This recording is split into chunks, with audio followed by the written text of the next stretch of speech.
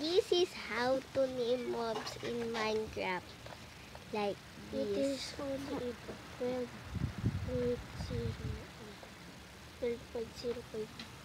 I don't know. The newest version.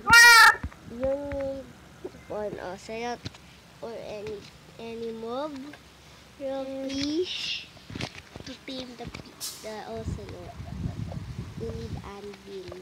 Use anvil. Put the spawner. Change its name to anything you want.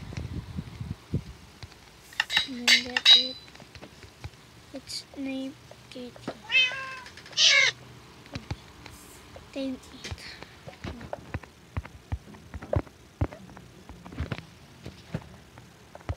You scared?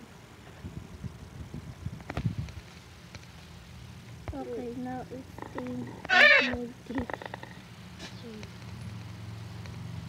Come on, see. Why is your head? Now you have a cat. Okay, it doesn't need any name. You don't need any name tag. You need a creeper head.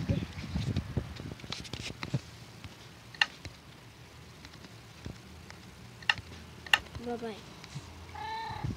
What the heck?